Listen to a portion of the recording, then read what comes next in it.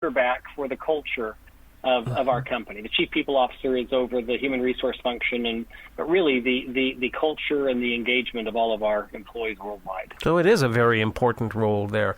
And the book is called Everyone Deserves a Great Manager, 6 Critical Practices for Leading a Team. Are managers born and not raised or developed? Can somebody be developed a manager, or do they have to have those skills innately? It's a great question. There are people that believe that great managers are born, but, we're all born. And right. We absolutely believe and have learned from our nearly 4 decades of experience that great leadership skills and great managers can be developed. And that's what our number one focus is finding out what it takes to be that great leader, that great manager that everyone deserves, and then helping get people educated on that so they can do just that. Where did the idea for the book come from? We have a course, a work session by the same name that was launched about 1.5 years ago called The 6 Critical Practices for Leading a Team.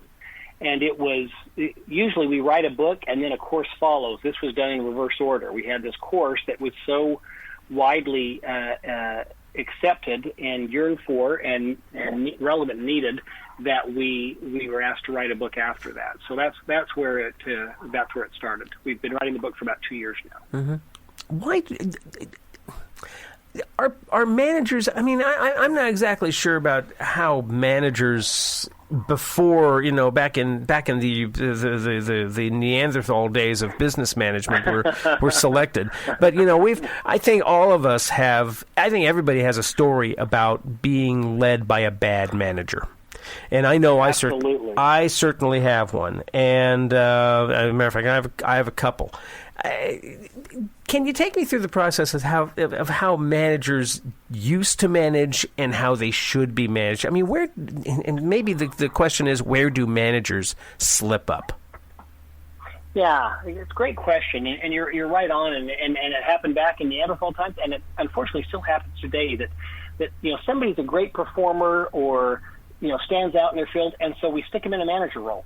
And while they may have some natural skills, the skills that helped you be a successful individual contributor don't translate right over to all of a sudden leading others. And that's what, still happens today.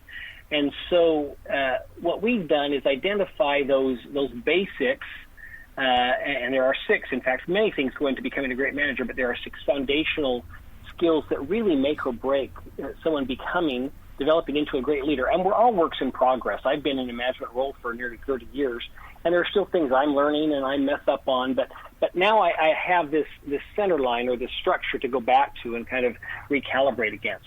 An interesting study from the Harvard Business Review, on average, people are put into their first management role at age 30 and yet are not given any official training until age 42, if ever. And so there's this 12-year gap of what we call good luck leadership, where you just kind of have to figure it out. And you and I have, it sounds like you've had that too, have had those good people that don't have great management skills and therefore, really leave us lacking.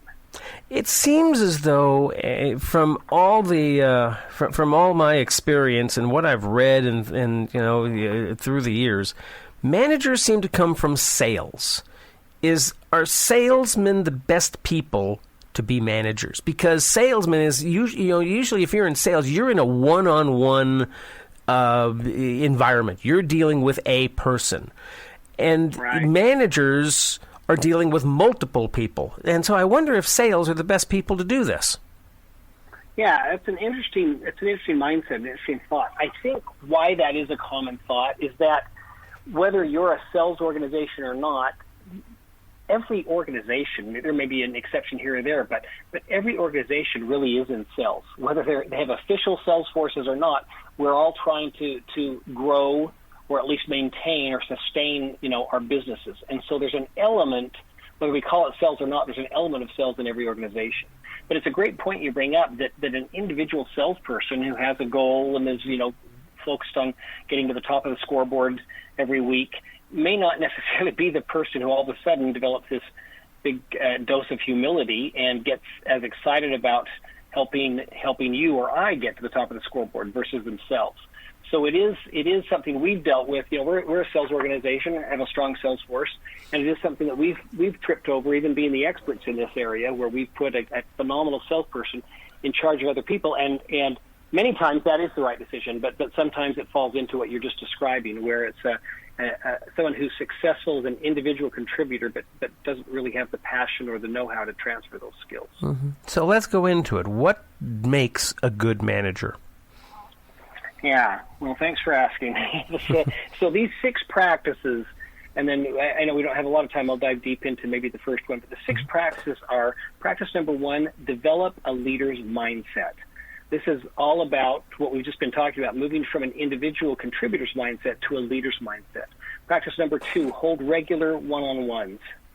Practice number 3 is to set up your team to get results. This is all about helping your team understand the why behind what they're doing and why it's so important. People today, as you and I know, are it's important to them to be doing something that matters, to be connected to something that matters. And so while pay and all of those things certainly factor into our excitement about a job, the most important thing is that we want to be contributing. So setting up your team to get results is taking the time to make sure your team understands and can become passionate about what it is they're doing. Practice number 4 is create a culture of feedback. Probably my favorite practice because of my role. I do a lot of coaching and giving and receiving a lot of feedback. So creating a culture of feedback is really something that those who are most successful in their managerial roles do. Practice number 5 is to lead your team through change. One thing that we all know is very constant now is change. And so those who are most successful in leadership roles have mastered this ability to understand the change, adopt it, get on board with it first, so that they can then help their team get on board with it. And then practice number 6 is to manage your time and energy. It's, burnout is always has been becoming more and more of a very real issue. And so those managers who recognize that and model managing their time and energy are those that are most successful at getting their teams to do the same. So those are the 6 critical practices. It sounds like number 1 seems to be the most important, because if you have number 1, the rest will seem to follow, won't they? No, you are spot on. The way we see things determines everything else we do. The world knows that our behaviors drive our results. We already know what we do. If I get out and run every day, or I start to eat healthy, then I'm going to lose weight. And that's no big aha. But the big aha is what is my reason for doing that? Why the way I see things? If I'm a micromanager, then I see my team as incompetent, as less than talented. And so if that's how I see my team, then what do? Well, I criticize, I hover over them, I'm correcting them all the time, and then we get pretty poor results. And then I say to myself, see, they are idiots. I've got to micromanage more. But if I see my team as talented and creative and resourceful, well, then I do a lot of different things. So you're exactly right. Developing the leader's mindset is the most important. It's why it's practice number 1. For many years, I was working at a radio station with a boss who had that idea that you're all idiots. As a matter of fact, his idea of we were all led by the thought of, well, you're lucky you've got a job, because we can easily find somebody else to replace you.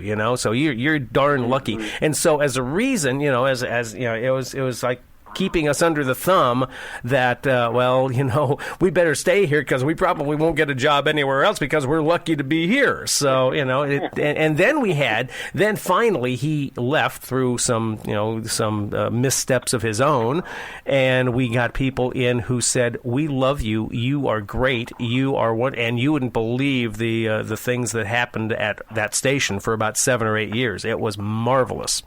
So true. In fact, Dr. Stephen Covey, who was one of our co-founders, said that leadership is seeing in others their potential and their worth so clearly that they come to see it in themselves. And it sounds like what this second manager did was just that with all of you. The thing that worries me anyway, which I've seen in other management situations, is that it takes, making someone a manager.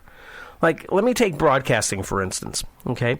You take someone who is a broadcaster, and talking to people and communicating on the radio or TV or something like that, and then you take him away from that and put him into a manager role where he's managing other people and dealing with budgets and those types of things and issues pertaining to the running of the business, takes him away from the things, takes him or her away from the things from the actual art of broadcasting. And I think that that can go to other fields as well. Like somebody who used to die cast, or actually in sales. If you take them away from that situation of actually selling what they like to do and did best, and take them away and put them into a management situation where they're not doing as much sales, that can actually kind of backfire, can't it? Boy, it's a very true statement, a very real issue. And in fact, and I realize, organizations are different and not everybody has the flexibility that we do, but that's why we have, for instance, what we call managing directors, our salespeople who love sales, but they're also very good at leading. They still carry some of their own accounts. So they still have, not as quickly or frequently as they used to, but they still have that opportunity. And I would think, similar in broadcasting, or what I do with, I used to do a lot of presenting and delivery work before I was moved into the chief people officer role, but I've still, working with great bosses, managed a way to still keep that as part of my monthly activity. And so it's a very good point you raise up. And also the credibility of someone. If I'm completely out of broadcasting, especially if I was never in it, but if I'm completely out of the day-to-day broadcasting, and then I'm trying to manage and tell somebody how to do it better, I don't have a lot of credibility with them. So I think it is important that great managers and great leaders also have a link to the things that are going on the front lines and still continue with some experience. Let me talk about the mindset for just a second here. What should be in that mindset of being a leader? What should be the mindset? Well, I'm so glad you asked that question. I ask leaders this question all the time. I say, do you want to be a great manager, or do you want your team led by a great manager? And I'll have people say, well, what's the difference? And it is very subtle, but it makes all the difference in the world. If I wake up every morning and I think I want to be a great manager, I will probably do a lot of good things that day. I'll probably help the organization move along. But if I wake up every morning and I say, I want my team led by a great manager, then I'm thinking through the lens of, what does Ken need to reach his full potential? Or how can I help Blair with this project she's working on? And it kind of removes me from the limelight or getting any credit for it all. And it puts my focus on these people first. And by doing that, I will, in fact, become a great manager, but that's never been my goal. My goal is to help these people succeed. So that's the mindset. It's really kind of taking yourself out of the equation and putting the team first and you second. Absolutely. Well said. Okay. Yeah, Good. Exactly it. Good. I know I should let you go here, but when people put down this book, Everyone Deserves a Great Manager, what do you want them thinking? What should be in their mind when they put down that book? Yeah. Just this last thing we left off on. When they finish reading this book, I expect they will say, "Wow, there are." I mean, I'm not a screw up. I'm a good person, and there are some great practical things here I can start doing to really elevate the engagement and therefore the results and the success of my team. That's exactly what they'll be thinking when they finish this book. When you did your research and the talking to all these managers, did a lot of them kind of change their thought about what they were doing as far as their managing skills? Yes, I haven't. I've been out speaking around the country and haven't run into anybody yet who says, "I've mastered it all. I don't need any help." Right. And like I say, some of these are so basic, and yet, holding regular one-on-ones. Well, everybody's going to say, "What's the big aha about that?" And then we say, "So, how frequently do you meet with your team, and do you make the meeting about them and not about you?" And all of a sudden, I'll see a very senior CEO or some senior manager eyes light up and say, "Wow, you're right. I've been having this as more of a check-off, of what they're doing versus really taking that time once a week or every other week to get to know them better." So I think I know there's something in here for everyone. I'm learning that as I talk with more and more leaders around the world. Everyone Deserves a Great Manager, The 6 Critical Practices for Leading a Team, published by Simon & Schuster. Where do they find the book? I take it it's at fine bookstores and all the online suspects? It officially launched today. It's been out for pre-order for a couple of weeks now, but the easiest way to get it is just to go to Amazon. Amazon.com. Is it available through the Franklin Covey website, too? You can learn more about it if you go to franklincovey.com, but if you just order it through Amazon, it's the most efficient way and effective way to get it. There we go.